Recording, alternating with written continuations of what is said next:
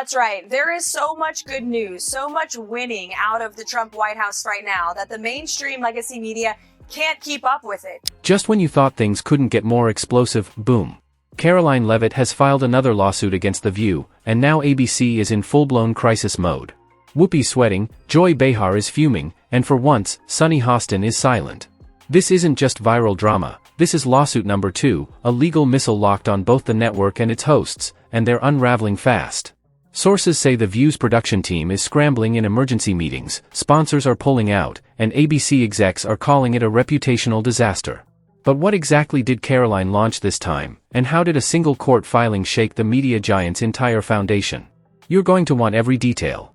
But first, hit that like button to call out media hypocrisy, subscribe for the truth bombs mainstream outlets avoid, and share this with anyone who still thinks The View is just harmless daytime TV. Already subscribed?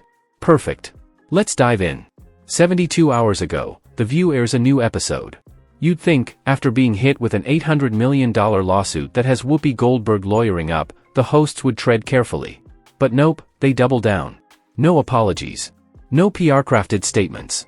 Just a full-on meltdown, live on national television. They mock Karoline again, shamelessly, cluelessly, relentlessly. Joy Behar strikes first, calling her Trump's Gen Z talking head. Laughter erupts. The panel nods along. Sunny Hostin picks it up and calls the lawsuit a choreographed GOP stunt.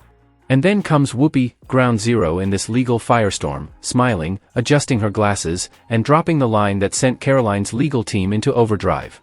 She's lucky we even let her on the show. Cue the applause. Cue the smug chuckles. Cue the confidence. What they didn't cue? The legal avalanche coming their way. While producers celebrated the viral moment, Karoline's legal team got to work, analyzing the footage, transcribing every word, aligning it with court timelines. Every second of that segment became ammunition, turning a sassy moment into serious legal fallout.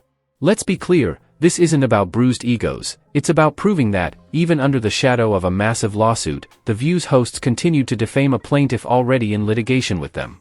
And that's not just risky. It's reckless. The View didn't just cross the line, they charged right over it. Instead of stepping back after being slapped with a massive lawsuit, the hosts doubled down on the exact behavior they were being sued for, brazenly, arrogantly, and recklessly. And then came the thunder. A second lawsuit was filed in federal court, like a gavel dropping from the sky. But this wasn't just a follow-up, it was a calculated legal strike, backed by a strong legal team and a mountain of damning evidence. This time, the case wasn't limited to defamation, it was a declaration of war. Karoline Leavitt wasn't playing defense anymore, she came into court with fire, and her core accusation was retaliatory defamation. Essentially, The View was already being sued, but instead of backing off, they escalated, taunted, humiliated, and attacked. The complaint details it all in brutal legal terms. These weren't random remarks but deliberate attempts to destroy her character. The charges include malicious repetition of defamatory conduct, defamation designed to intimidate, retaliation during an active legal dispute, reckless lies, career sabotage, and long-term reputational damage. No punches pulled, no ambiguity. The lawsuit doesn't stand alone, it's armed with legal precedent. One media law scholar pointed out that The View's defense is so weak they'd be smarter to skip the trial and just ask Karoline where to send the settlement check. It's harsh, but it gets worse.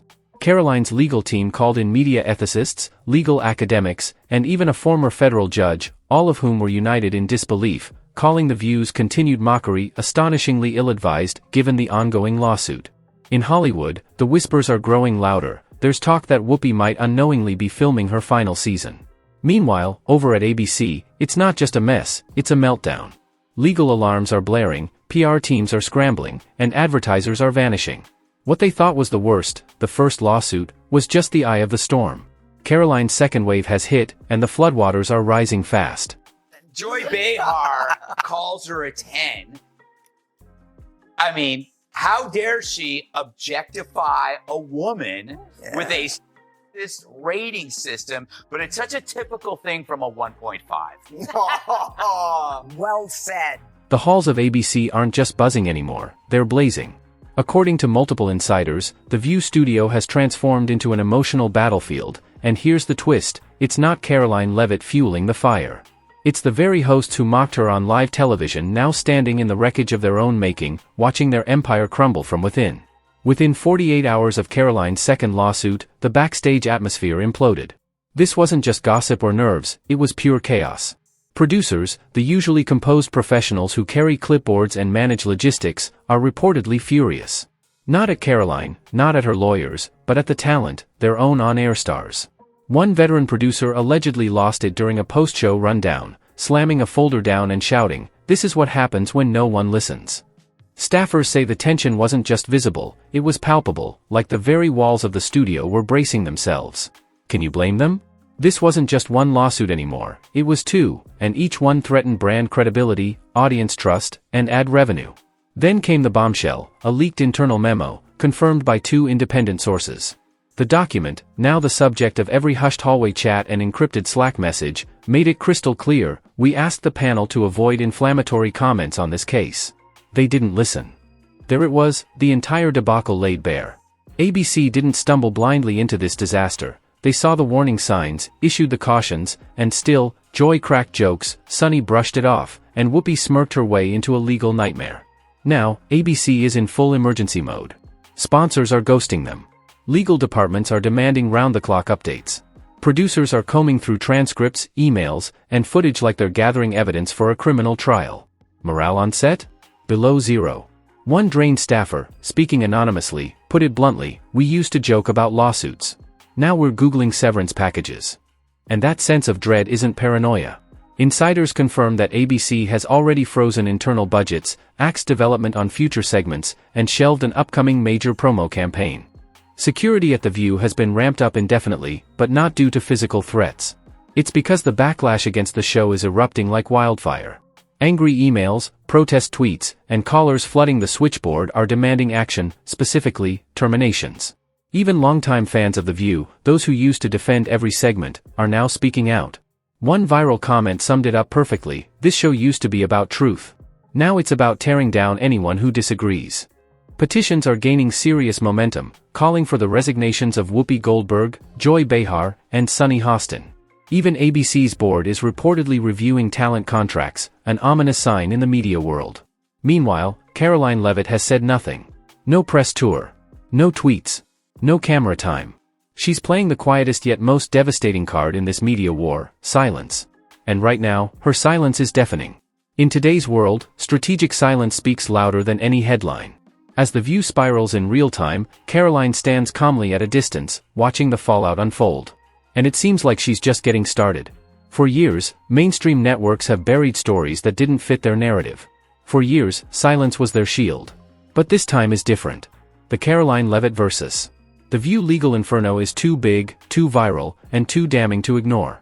This isn't just celebrity drama. It's two federal lawsuits filed within weeks, targeting the same show, and the chaos that's following is shaking the very foundation of daytime TV. It's challenging journalistic ethics, questioning the legal limits of live commentary, and pulling in networks that typically avoid amplifying conservative voices. Why? Because the facts are irrefutable. The backlash is relentless. And the internet isn't letting this one fade away.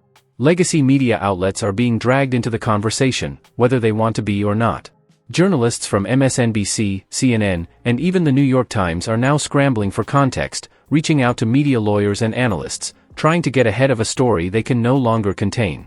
This isn't just scandal, it's about defamation law, media influence, and the future of free speech in a world where every hot take is forever. One person, two lawsuits, one show, that's rare, but what makes this historic is the deliberate escalation. Karoline filed the second suit after being publicly defamed again while the first case was still active. That's not just bold, it's a legal powder keg.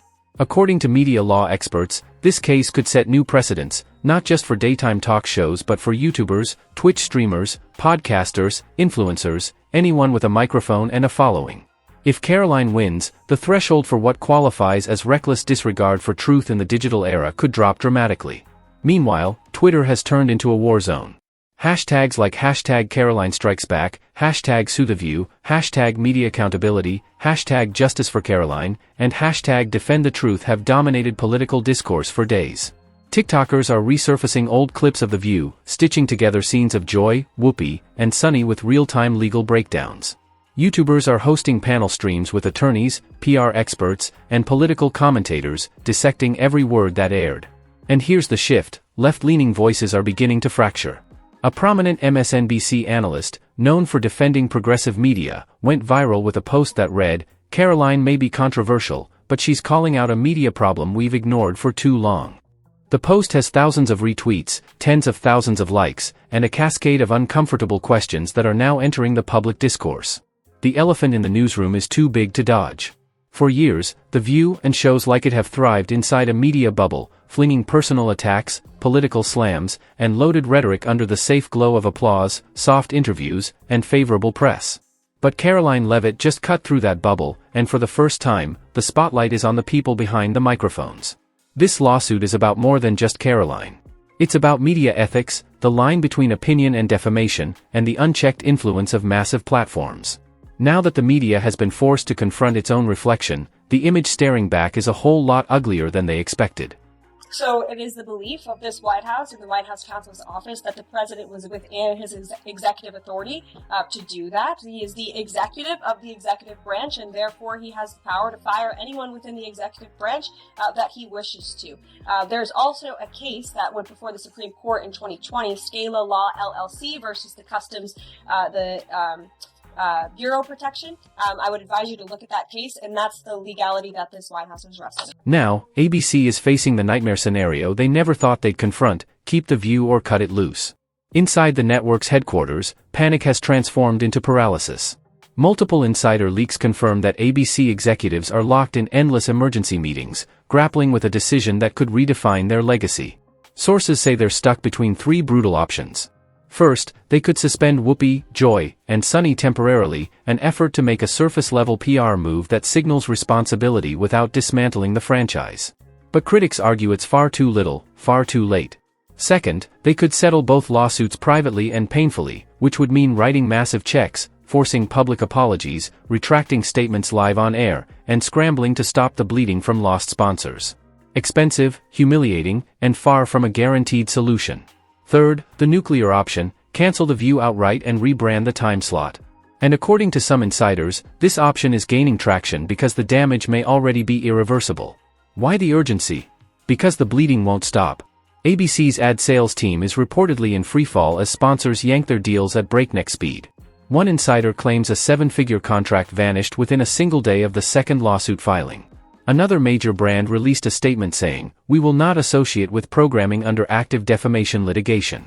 Audience trust is evaporating, and social sentiment has flipped. Those same fans who once applauded The View's spicy takes are now demanding accountability. Legal analysts are sounding the alarm. If ABC doesn't act quickly, they'll be trapped in years of court battles. ABC once thought it was untouchable.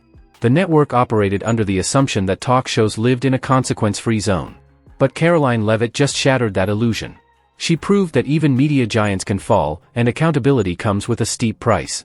So now, the question is yours: did Karoline Leavitt just rewrite the rules of media responsibility for the second time in 1 month? Is this the moment when legacy media finally loses its unchecked grip? Should ABC pull the plug on The View before it drags the whole network down with it? Drop your thoughts in the comments. I'm watching closely, because this story is bigger than Karoline. It's about every person who's ever been mocked, dismissed, or shouted over by a media machine drunk on its own power. That machine is faltering now, glitching, cracking, and collapsing. Because Karoline didn't just clap back, she returned with receipts, legal firepower, and unmatched precision. While I vowed to provide the truth from this podium, we ask that all of you in this room hold yourselves to that same standard. We know for a fact there have been lies that have been pushed by many legacy media outlets in this country about this president, about his family, and we will not accept that. We will call you out when we feel that your reporting is wrong or there is misinformation about this White House. And what did The View do? They laughed. They mocked. They rolled their eyes. And now, they're in full-blown panic mode, scrambling to patch it all up with half-hearted apologies and frantic PR spins, hoping the storm will pass with a shrug and a quick segment change. But Karoline? She's not flinching. No interviews. No press tour. No self-pity. She's letting the facts do the talking, and those facts are thundering. So before you scroll past this moment, ask yourself, if one woman, one young conservative without a single corporate shield, can take down $1 billion media empire twice, what does that say about the true strength of the media's glass castle? And what does it say about where the real power lives now? That's why this moment matters, not just for Karoline, not just for Whoopi, but for everyone watching on the sidelines, quietly wondering if maybe, just maybe, this is the start of a media reset. A new chapter where truth finally pushes back. So here's your final call to action. Smash that like button if you're fed up with hypocrisy, bullying, and elitist media bubbles. Subscribe right now if you want to stay 10 steps ahead of the narratives they're desperate to hide. Share this with someone who still thinks The View is just lighthearted daytime noise, because clearly, this show has morphed into a legal grenade wrapped in studio lighting. And above all, don't look away. This is no longer about one lawsuit. It's a battle over narrative control, and Karoline Leavitt? She's not just holding the line, she's rewriting the script. Stay locked in, subscribe now, the next bombshell is coming. And if The View thought this was over, they're in for a brutal wake-up call.